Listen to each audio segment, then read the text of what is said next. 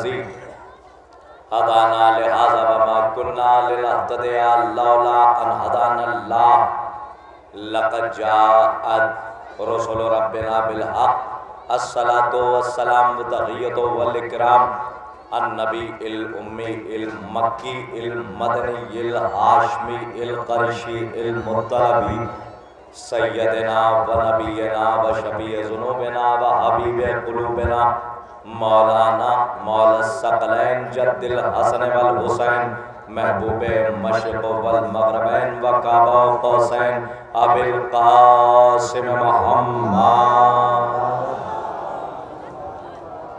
وآلہ الطیبین الطاہرین المعصومین المظلومین المنتجبین المنتخبین ولعنۃ اللہ علی اعدائہم اجمعین من یومنا ھذا الی یوم الدین اما بعد فقد قال تبارک و تعالی فی کتابہ الکریم وقالہ الحق بالحق واصدق الصادقین بسم اللہ الرحمن الرحیم ان الدین عند اللہ الاسلام نعرہ تکبیر نعرہ تکبیر نعرہ رسالت نعرہ رسالت نعرہ حیدری نعرہ حیدری حسینیت حسینیت یزیدیت یزیدیت بحمدللہ بتوفیق الہی بتائید محمد و آل محمد۔ آپ تمام حضرات سے صرف اتنی گزارش ہے کہ شارع عام کی جو تقاریر ہوتی ہیں وہ میں نے پچھلے برس بھی ایک سرگوشی پھونکی تھی اور آج پھر آپ کے اذہان عالیہ میں یہ بات منتقل کر دینا چاہتا ہوں کہ شارع عام کی جو تقاریر ہوتی ہیں وہ صرف اپنوں کے لیے نہیں ہوتی ہیں بلکہ غیروں کے لیے بھی ہوتی ہیں، اور یہ میسج دیا جائے کہ یہ جلوس نکالا کیوں جا رہا ہے، یہ جلوس برآمد کیوں کیا جا رہا ہے۔ یاد رہے کہ یہ تمام تر دنیا بھر کے خطوں میں اور علاقوں میں، گلیوں میں، کوچوں میں، قریوں میں، ہر جگہ جو جلوس نکالا جا رہا ہے یہ اس ظلم کے خلاف احتجاج ہے کہ جو آل محمد پہ کربلا میں ڈھایا گیا۔ اور یاد رکھیے گا چاہے وہ عیسائی ہو، یہودی ہو، سنی ہو یا کوئی اور فرقے کا یعنی ہندو بھائی بھی ہوں، اگر کسی مندر کے اوپر حملہ ہو جائے اور کوئی مندر ڈھا دیا جائے تو ہندوؤں پر واجب ہوگا کہ جس نے اس مندر کو ڈھایا ہے اس کے خلاف احتجاج کرے۔ توجہ رکھیے گا، میں کچھ کہنا چاہ رہا ہوں، اس کے خلاف احتجاج کرے۔ میں نے پوچھا کہ تم احتجاج کیوں کر رہے ہو؟ کہنے لگے اس لیے احتجاج کر رہے ہیں کیونکہ مندر ہمارا ہے، ہم نہیں احتجاج کریں گے تو پھر کون احتجاج کرے گا؟ توجہ ہے؟ اگر کہیں پہ جا کے آپ چرچ گرا دیجئے اور چرچ پہ حملہ کر دیجئے تو جتنے عیسائی ہیں سب احتجاج کریں گے۔ میں نے پوچھا احتجاج کیوں کر رہے ہو؟ کہنے لگے اس لیے کر رہے ہیں احتجاج کیونکہ چرچ ہمارا ہے، ہم عیسیٰ کے ماننے والے ہیں، اگر یہ ہمارا نہ ہوتا تو ہم کبھی احتجاج نہ کرتے۔ پتہ چلا کہ جو چیز اپنی ہوتی ہے اگر اس پر ظلم ہو جاتا ہے اس کے خلاف احتجاج کیا جاتا ہے۔ اب میں نہیں جانتا کہ اکبر پور کا اتنا بڑا مجمع گونگا مجمع ہے یا بولنے والا مجمع ہے، اب آپ جانیں، آپ کی شہزادی جانے، میں تو جملہ پڑھ کے نکل جاؤں گا اور ایک پیغام ہے جو غیروں کو دینا چاہتا ہوں۔ اگر کوئی مندر کو ڈھا دے تو ہندو احتجاج کرتا ہے، کوئی چرچ کو گرا دے تو عیسائی احتجاج کرتا ہے، بابری مسجد گرا دی جائے تو مسلمان احتجاج کرتا ہے۔ اسی طریقے سے جو اپنا ہوتا ہے اس کے خلاف احتجاج کیا جاتا ہے۔ تو اب کرتاس کربلائی کا چیلنج ہے کہ پوری دنیا میں جو مسلمان محمد کے گھرانے کا چاہنے والا ہے وہ محرم میں جلوس نکال کے احتجاج کرتا ہے۔ یاد رکھیے گا جو محمد کا ہوگا وہی جلوس نکالے گا، جو محمد کے گھرانے کا ہوگا وہی مجلسیں کرے گا، جو محمد والا ہوگا وہی جلوس نکال کے یا حسین کی صدائیں بلند کرے گا۔ آج یہ جلوس کیوں نکالا جا رہا ہے؟ یہ اسی ظلم کے خلاف احتجاج ہے کہ جو کربلا میں محمد کی آل پہ ڈھایا گیا۔ میرے محترم صاحبان یاد رکھیے گا یہ صرف اور صرف only 20 منٹ یعنی 20 منٹ کے اندر مجھے سیاق و سباق سمیٹ کے لب لباب آپ کو دینا ہے، اس لیے کہ مجھے آپ کی تھکن کا بھی احساس ہے کہ آپ زیادہ دیر بیٹھ نہیں سکتے، لیکن جتنی دیر بھی میں آپ کے سامنے ہوں میں کچھ باتیں آپ سے کرنا چاہتا ہوں، اس لیے کہ موقع نہیں ملتا کہ ہر جگہ کے لوگ کسی مجلس میں آ کر بیٹھ جائیں، لیکن یہ ہماری کا جلوس ہے، یہاں ہر خطے کے لوگ آئے ہیں، اعظم گڑھ والے بھی ہیں، بڑے گاؤں سے بھی لوگ آئے ہیں، مئو سے بھی لوگ آئے ہیں، اکبر پور سے بھی ہیں، اور چونکہ لورپور کی ہماری ہے بڑی مشہور ہماری ہے، یاد رکھیے گا یہ جو ہر جگہوں پر بدعت کے فتوے لگائے جا رہے ہیں اسلامی ہے نا؟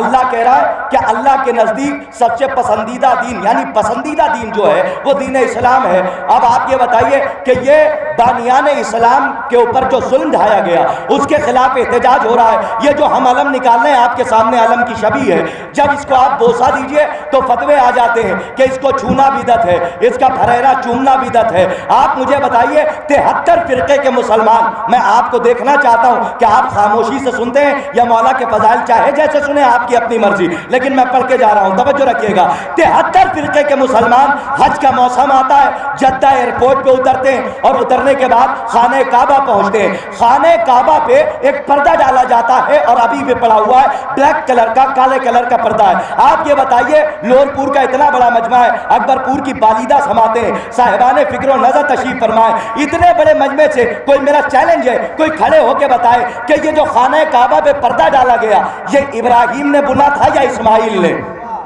ذرا سا میں لمحہ فکریہ دے رہا ہوں، مجھے بتائیے یہ ابراہیم نے بنوایا تھا یا اسماعیل نے؟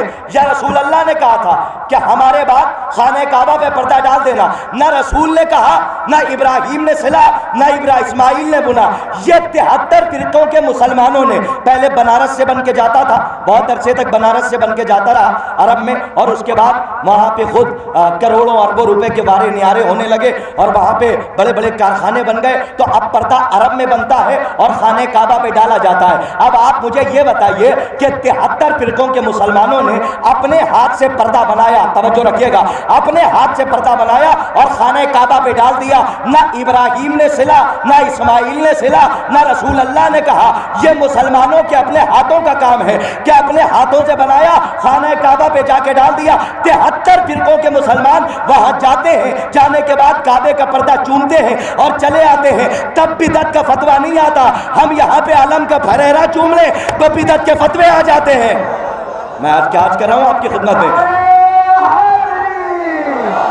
ہم یہاں پہ پھریرا چوم لیں تو بدعت کے فتوے آ جاتے ہیں۔ یاد رکھیے گا کہ یہاں پہ جتنے بھی لوگ ہیں، میں آپ کے سامنے کیا عرض کروں، میں ہندو بھائیوں سے ایک مثال دے دیتا ہوں، کیونکہ میری تقریر یوٹیوب پہ بھی جائے گی اور لوگ بھی دیکھیں گے، تو ظاہر سی بات ہے کسی ریلیجن، کسی مذہب، کسی فرقے کی قید تو ہے نہیں۔ حسین جو در حسین پہ آ جائے وہ حسینی ہوتا ہے، اور امام حسین علیہ السلام نے بتایا کہ جو در حسین پہ آ جائے وہ اپنا ہوتا ہے۔ آپ مجھے بتائیے کہ اگر آپ مارکیٹ جا کر کوئی کپڑا خرید لیجئے اور ہندو بھائیوں کو دے دیجئے، کیا وہ کپڑا خریدنے کے بعد چومیں گے؟ نہیں چومیں گے۔ اگر اسی کپڑے کو آپ کہہ دیں کہ اس کی نسبت ہے بھگوان شری رام سے، میں کچھ کہنا چاہ رہا ہوں، تو وہ اس کپڑے کو چومیں گے بھی، سر پہ رکھیں گے بھی۔ میں نے کہا کل تک کیوں نہیں چوم رہے تھے، آج کیوں چوم رہے ہو؟ کہنے لگے اس لیے چوم رہے ہیں کیونکہ اس کپڑے کی نسبت بھگوان سے ہو گئی۔ میں کچھ عرض کر رہا ہوں، توجہ ہے، اس کپڑے کی نسبت بھگوان سے ہو گئی۔ پتہ چلا کہ چیزیں محترم نہیں ہوتی ہیں بلکہ نسبتیں محترم کر دیتی ہیں۔ بھائی خانہ کعبہ جائیے، حجر اسود ہے، حجر اسود کو چومتے ہیں آپ، ایک پتھر کو چوما نہیں تو حج قبول نہیں، 3 کو مارا نہیں تو حج قبول نہیں۔ بھائی یہی تو ہے، خانہ کعبہ جائیے، ایک پتھر کو چومنا کیوں واجب ہے؟ کہ اس کا احترام اس لیے کیونکہ کعبے سے نسبت ہے۔ اور 3 کو مارنا کیوں ضروری ہے؟ کہا کہ یہ 3 پتھروں کی نسبت شیطان سے ہے۔ پتہ چلا کہ نسبتوں سے لعنت بھی ملتی ہے، نسبتوں سے احترام بھی ملتا ہے، یعنی نسبتوں کی وجہ سے چیزیں محترم ہو جاتی ہیں۔ علم کی نسبت عباس سے ہے اس لیے محترم ہے، تعزیے کی نسبت حسین سے ہے اس لیے محترم ہے، تابوت کی نسبت سیدہ سے ہے اس لیے محترم ہے، جلوس کی نسبت حسین سے ہے اس لیے محترم ہے۔ اگر نسبتوں سے احترام ہوتا ہے اور نسبتوں سے لعنتیں ملتی ہیں تو مجھے کہنے دیجئے جن کی نسبت حسین سے ہے ان کا احترام واجب ہے، اور جس کی نسبت یزید سے ہے اس پر لعنت واجب ہے۔ یہ نسبتوں کی وجہ سے احترام ہے نا۔ اور ایک بات اور عرض کرتا چلوں، یہ 2-3 گتھیاں ہیں جو سلجھانی ہیں مجھے، تھوڑی دیر آپ بیٹھے رہیں میرے محترم صاحبان۔ میں ڈرتا کسی سے نہیں ہوں، بات سچی کہتا ہوں اس لیے لوگوں کو برا لگتا ہے۔ آپ مجھے بتائیے علم آپ کو کس نے دیا؟ علماء کرام نے۔ دین آپ تک کیسے پہنچا؟ علماء سے۔ شریعت آپ تک کیسے پہنچی؟ علماء سے۔ علماء نے ہی بتایا نا. مجلسوں میں آپ بیٹھے, علم کس نے دیا؟ علماء نے. یہ سب کچھ علماء نے دیا. علماء کہتے ہیں کہ مسجدوں میں جاؤ. یہ کون کہتا ہے؟ علماء کرام کہتے ہیں. آپ کے عالم دین نے کہا کہ روزوں میں جاؤ. یہی تو کہا نا علماء نے. ہر شب جمعہ کتنے زائرین جاتے ہیں عزا خانوں میں یا روزوں پر؟ کتنے زائرین جاتے ہیں؟ سب جاتے ہیں. لیکن آپ یہ بتائیے, بہت بڑی بات ہے, سچ ہے, کڑوا ضرور ہے, لیکن سچ کا جواب نہیں ہے. جو میں کہہ رہا ہوں اسے غور سے سنیے گا. علماء نے کہا ہے کہ ہر شب جمعہ روزوں پر جاؤ, جلوسوں میں آؤ. تو یہ کیا خالی عوام کی ذمہ داری ہے, کسی عالم کی نہیں؟ یہ صرف عوام کی ذمہ داری ہے. میں بھی طالب علم ہوں. علماء کی ذمہ داری نہیں ہے کہ وہ جائیں عزا خانوں میں. جب تک قوم کا لیڈر نہیں جائے گا, بھائی توجہ رکھیے گا, جب تک قوم کا لیڈر نہیں جائے گا تب تک قوم نہیں جائے گی. آپ بھی بیدار ہو جائیے. جب آپ بیدار ہوں گے تو آپ کی نسلیں بیدار ہوں گی, آپ کے بچے بیدار ہوں گے. اپنے بچوں کو عزاداری کی تربیت دیجیے. اور یاد رکھیے گا, آج کل ہمارے یہاں بڑی خرابیاں ہیں, اس لیے کہ مجھے پتا ہے کہ لور پور کی ہماری میں اپنے زیادہ ہوتے ہیں, غیر کوئی نہیں ہوتا, اس لیے میں اپنوں تک پیغام پہنچا رہا ہوں. آج کل بڑی خرابیاں ہو گئی ہیں. آج کل لوگ کہتے ہیں کہ اتنا مہنگا تبرک نہ بانٹو. یہی تو کہہ رہے ہیں نا, اتنا مہنگا تبرک بانٹ دیا, ارے اتنا بڑا جلوس کروا دیا, آپ کا دماغ خراب ہو گیا, اتنا بڑا جلوس کرا دیا. آپ بتائیں گے کہ باپ کا جنازہ اٹھایا کیسے جاتا ہے؟ میں کچھ عرض کر رہا ہوں, آپ بتائیں گے کہ باپ کے جنازے پہ رویا کیسے جاتا ہے؟ اور یاد رکھیے, میں تمام اپنے بھولے بھالے عزاداروں کو بہکانے والے بد تہذیب خطیبوں سے کہہ رہا ہوں کہ ذرا حدوں میں رہیے, ہوشیار رہیے, بیدار رہیے. جیسے ہم لباس پہنانا جانتے ہیں, لباس اتارنا بھی جانتے ہیں. عزاداری کے خلاف ہم کچھ نہیں سن سکتے. یہی انہوں نے کہا کہ اتنے مہنگے مہنگے تبرک آپ نے بانٹ دیے, کیا ضرورت تھی؟ کسی بیوہ کو کھانا کھلا دیتے, کسی غریب کو کھانا کھلا دیتے. یہ اتنی کثیر تعداد میں لوگ آئے, کیوں آئے؟ اپنے لیے آئے ہیں؟ کرتاس کربلائی کو سننے آئے؟ نہیں, یہ صرف امام حسین کی محبت میں آئے ہیں.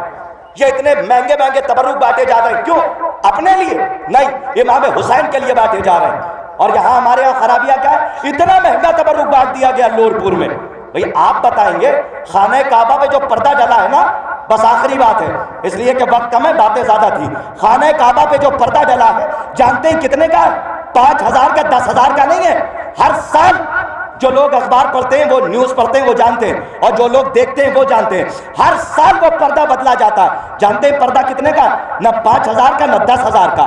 وہ پردہ ہے کروڑوں ملینوں ڈالر کا. جو لوگ جانتے ہیں وہ کم از کم بولے, کروڑوں ملینوں ڈالر کا پردہ ہے. اور وہ پردہ ہر سال ڈالا جاتا ہے, اتارا جاتا ہے. مجھے آپ بتائیے, جو لوگ حج کرنے گئے, وہ پردہ جو چھو کر آئے, بوسہ دے کر آئے, میری تائید کریں, وہ پردہ اتنا مضبوط ہے کہ اگر 10 سال تک بھی پڑا رہے تو اس پردے پہ شکن نہیں آئے گی. اب آپ جانیں, آپ کی شہزادی جانے, میری تقریر کے فضائل کا آخری جملہ ہے, آپ بولیں یا نہ بولیں, میرا مقدر جو میں بات پہنچا لے جاؤں, جو مجھے میسج دینا تھا دے دیا میں نے. اب آپ جانیں اور آپ کی داد جانیں. میرے محترم صاحبان, کروڑوں ملینوں ڈالر کا پردہ ہے, اگر 10 سال بھی پڑا رہے تو شکن نہیں آ سکتی. میں مسلمانوں سے پوچھنا چاہتا ہوں کہ جب ہر سال کیوں بدلتے ہو؟ جب 10 سال تک پڑا رہ سکتا ہے تو 10 سال تک پڑا رہنے دو. پتہ یہ چلا کہ ہر سال کروڑوں ملینوں ڈالر, جملہ سنیے گا ورنہ افسوس ہوگا مجھے لکھنؤ تک کہ میں بالیدہ سماعتوں کے درمیان اتنا بڑا جملہ دے کر آیا لیکن خاموشی سے لوگ سن کے رہ گئے. کروڑوں ملینوں ڈالر ہر سال مسلمان پی جاتے ہیں. اس کا تذکرہ نہیں ہوتا لیکن مجلس کی شیرمال ہضم نہیں ہوتی. ارے میں کیا عرض کر رہا ہوں, کروڑوں ملینوں ڈالر مسلمان پی جاتے ہیں, لیکن اگر شیرمال کوئی بانٹ دے تو وہ ہمارے اندر کچھ خرابیاں ہیں نا بھائی. ہم تو غیروں کو جواب دیتے تھے, لیکن اب گھر میں ہی خرابی ہے تو پہلے گھر کو ٹھیک کیا جائے پھر باہر بات کی جائے گی. تو آپ بیدار رہیے. بھائی تقریر کا کوئی موقع نہیں تھا, 20 منٹ میں کوئی تقریر نہیں ہوتی, بس جو باتیں تھی وہ میں نے آپ کے سامنے کر دی. میرے محترم صاحبان, بس عزیزان محترم, یاد رکھیے, عزاداری آپ کی فارمیلٹی کا نام نہیں ہے, عزاداری آپ کی ذمہ داری کا نام ہے. بڑے آرام سے بیٹھے ہیں نا آپ فرش عزا پر. محشر کے میدان میں علی کی بیٹی زینب سے پوچھئے گا کہ آپ کو فرش عزا کتنی مشقتوں سے دیا. حسین کی بہن سے پوچھئے گا, اپنی پاک مالکن مخدومہ سے پوچھئے گا, جب محشر میں آئیں گی تو پوچھئے گا شہزادی فرش عزا کتنی مشقتوں سے دیا, تو بی بی بتائیں گی فرش عزا تم تک پہنچانے کے لیے مجھے بازوؤں میں رسن بندھوانا پڑی. آپ کی آوازیں بلند ہو گئی، میں تو پردیسی ٹھہرا، آپ کو دعاؤں کے سوا کچھ نہیں دے سکتا. اللہ جانے باادب ہو جایا کرو، ہوشیار ہو جایا کرو. جب مصائب ہوا کریں، میں ماں و بہنوں سے بھی کہہ رہا ہوں اور تمام اپنے بھائیوں سے کہہ رہا ہوں کہ جب مصائب ہوا کریں تو ہوشیار ہو کے بیٹھا کرو. اللہ جانے کس بیوی کا کیا مقدر ہو، کس کے پہلو میں لیلا بیٹھی ہو، کس بیوی کا کیا مقدر ہو، کس کے پہلو میں رباب بیٹھی ہو. اللہ جانے کس بیوی کا کیا مقدر ہو کہ کس کے پہلو میں حسین کی 4 سالہ معصومہ بیٹھی ہو. اللہ جانے کس بیوی کا کیا مقدر ہو، کس کے پہلو میں کلثوم بیٹھی ہو. اور میرے بھائیوں، بہت بہت ہوشیار ہو کر، باادب ہو کر مصائب میں بیٹھا کیجئے. جب مصائب ہوتے ہیں نا، اللہ جانے کس عزادار کا کیا مقدر ہو، کس کے پہلو میں ہمارا اور آپ کا چوتھا امام بیٹھا ہو، کس کے پہلو میں جناب محمد باقر بیٹھے ہوں. اللہ جانے کس کے پہلو میں جعفر صادق بیٹھے ہوں. اور اللہ جانے کس کے پہلو میں آ کے ہمارا اور آپ کا وقت کا امام بیٹھا ہو. ہاں باب اعضا، میں زیادہ مصائب نہیں پڑھ پاؤں گا، وقت نہیں ہے. بس 2-3 جملے، آپ کی آوازیں بلند ہو گئی، میں تو یہی تقریر ختم کر دیتا، اس لیے کہ آپ کی آوازیں بلند ہیں. کوئی دیکھے نہ دیکھے، لیکن جلوس میں حسین کی دکھیاری ماں چل رہی ہے. اے ارباب اعضا، جلوس کو بہت آرام سے لے جانا. میں ہاتھوں کو جوڑ کے کہہ رہا ہوں کہ آپ کو نہیں دکھائی دے گا، لیکن آپ کے جلوس میں ساتھ ساتھ حسین کی دکھیاری ماں چل رہی ہے. ایک ہاتھ ٹوٹی ہوئی پسلیوں پر ہے اور ایک ہاتھ میں عصا ہے. واہ حسینہ، واہ مظلومہ، واہ غریبہ کا ماتم کرتی ہوئی چل رہی ہے. اے ارباب اعضا، بس 2 جملے مصائب کے اور حسین کی 4 سالہ معصومہ کو پرسہ دے دیجئے، اس لیے کہ آج حسین کی بہن اپنے بھیا کا چہلم منانے کربلا آئی ہے. ارے ہائے رے سکینہ کی قسمت، اپنے بابا کا چہلم بھی نہ منا سکی، زندان میں سو گئی. ہاں ارباب اعضا، جب مصائب ہوا کریں تو ایک بات کا اور خیال رکھنا، اگر کسی ماں کی گود میں کوئی بچہ ہو تو خبردار جناب سکینہ اور علی اصغر کے مصائب پر کوئی ماں خبردار اپنے بچوں کو پیار نہ کرے. اگر کسی لمحے میں پیار آ جائے تو ایک مرتبہ کربلا کا رخ کر کے کہے، ہائے رباب، جیسے رباب کربلا میں اجڑی، کوئی بیوی نہ اجڑی جس کی مانگ بھی اجڑ گئی، جس کی کوکھ بھی اجڑ گئی. اجرکم اللہ، آپ کو خدا کوئی غم نہ دے سوائے غم مظلوم کربلا کے. ہاں ارباب اعضا، گھٹ گھٹ کے نہ رونا، آرام سے نہ رونا. حسین کو رویا کرو تو پردیسیوں کی طرح نہ رویا کرو. حسین کو رویا کرو تو محلے والوں کی طرح نہ رویا کرو. حسین کو رویا کرو تو گلی والوں کی طرح نہ رویا کرو. جب حسین کو رویا کرو تو باہوں میں باہیں ڈال کے گلے سے گلے لگ کے رویا کرو. ایسے رویا کرو کہ جیسے گھر کا کوئی مر گیا ہے. ایسے گریا کیا کرو کہ جیسے ایک ماں کڑیل جوان کے لاشے سے لپٹ کے روتی ہے. اے ارباب اعضا، علماء کہتے ہیں کہ جب کوئی عزادار گھٹ گھٹ کے روتا ہے تو ہمارا اور آپ کا چوتھا امام ہر عزادار کے پہلو میں آ کے بیٹھ جاتا ہے اور روتے ہوئے کہتے ہیں، مولا اے بھائی ذرا بلند آواز سے رو، اے بھائی ذرا بلند آواز سے رو. جب تو بلند آواز سے روتا ہے میری اماں کے دل کو سکون ملتا ہے، میری زہرا کے دل کو سکون ملتا ہے. ہاں ارباب اعضا، آپ کو کوئی غم نہ ملے سوائے غم مظلوم کربلا کے. آپ رباب کی اجڑی ہوئی گود کا ماتم کرنے آئے ہیں نا، 1-2-3 جملے سنیے روایت کے اور مجلس تمام ہے. جب یہ قافلہ زندان شام میں قید ہو گیا تو علماء لکھتے ہیں کہ ایک دن ایسا آیا کہ شام کے لڑکے زندان شام کے باہر کھیل رہے تھے. کھیلتے کھیلتے ان کو آواز سنائی دی کہ قید خانے سے کسی بچی کی آواز آ رہی ہے. ہائے بابا، ہائے بابا، کب لینے آؤ گے؟ بابا مدینے جانا کب نصیب ہوگا؟ بابا جب سے آپ گئے ہیں کسی نے تماچے مارے، کسی نے گوشوارے چھینے، کسی نے تازیانے مارے. ہاں ارباب اعضا، جب بچوں نے یہ سنا بھاگے ہوئے اپنے گھر گئے. جانے کے بعد اپنے والدین سے کہا، اپنی اماں سے کہا، اماں آج قید خانے سے کسی بچی کی رونے کی آواز آ رہی تھی اور وہ بچی رو رو کے کہہ رہی تھی، ہائے بابا کب لینے آؤ گے؟ ان کی والدہ نے،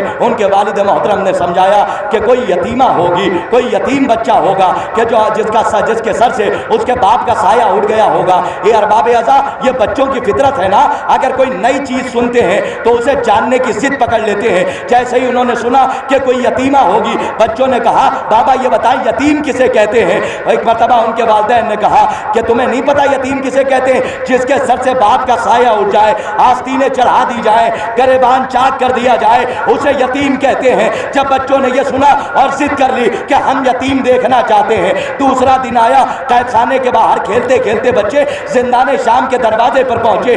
اب جیسے ہی زندان شام کے دروازے پر پہنچے, کیا دیکھا؟ بیڑیوں میں جکڑا ہوا امام, پیروں میں بیڑیاں, ہاتھوں میں ہتھکڑی, گلے میں خاردار توق, کمر میں لنگر. ہمارا اور آپ کا چوتھا امام دروازے پہ بیٹھا ہے. ایک مرتبہ بچے گئے, جانے کے بعد کہا اے قیدی ہمیں یتیم دکھا دو, ہم یتیم دیکھنے آئے ہیں. اللہ جانے آپ کیسے سنیں گے, اور مجھے بس مولا اتنی طاقت دے کہ میں یہ جملہ پڑھ کے چلا جاؤں. اللہ جانے سید سجاد کے دل پہ کیا گزری ہوگی جب بچوں نے کہا ہوگا ہم یتیم دیکھنے آئے ہیں. جناب سید سجاد نے جب یہ سنا تو ایک مرتبہ اپنی بہن کی طرف اشارہ کیا. حسین کی 4 سالہ معصومہ اپنی جگہ سے اٹھی, کرتے کا دامن جلا تھا, کانوں کی لبیں زخمی تھی, چہرے پر تماچوں کے نشان تھے. جناب سکینہ آئی, جیسے ہی بچوں کے سامنے آئی, روایت کے فقرے ہیں, بچوں نے سکینہ کو دیکھا, ایک آہ بھر کے بے ہوش ہو کر زمین پہ گر گئے. جب بے ہوش ہو کے زمین پہ گرے, گھر والوں نے انہیں اٹھایا, گھر لے کر گئے, اور جانے کے بعد جب بچوں سے غش سے افاقہ ہوا, ایک مرتبہ بچوں سے پوچھا اے بچوں یہ بتاؤ تم بے ہوش کیوں ہو گئے تھے؟ بچوں نے کہا بابا آپ نے یتیم کی صفت الگ بتائی تھی, آپ نے کہا تھا یتیم اسے کہتے ہیں جس کے سر سے باپ کا سایہ اٹھ جائے, یتیم اسے کہتے ہیں جس کے آستین چڑھا دی جائے, یتیم اسے کہتے ہیں جس کا گریبان چاک کر دیا جائے. لیکن ہم ایک عجیب یتیمہ کو دیکھ کر آ رہے ہیں. کہا کیسی یتیمہ دیکھی؟ کہا ہم زندان سے آ رہے ہیں, کانوں کی لبیں زخمی تھی, دامن جلا ہوا تھا, چہرے پہ تماچوں کے نشان تھے. اے بابا بڑے دن کی پیاسی معلوم ہوتی ہے, اے بابا بڑے دن کی بھوکی معلوم ہوتی ہے. بس جیسے ہی بچوں نے کہا, ایک مرتبہ کچھ بچے اپنے ہاتھوں میں پانی لے کر گئے, کچھ بچے اپنے ہاتھوں میں کھانا لے کر گئے. بس تقریر ختم ہو گئی. اسی جملے پہ پرسا دینا ہے عزاداروں, اپنے ہاتھوں میں کسی نے کھانا لیا, کسی نے پانی لیا. جب دوسرا دن آیا, جب یہ بچے زندان میں پہنچے, کیا دیکھا؟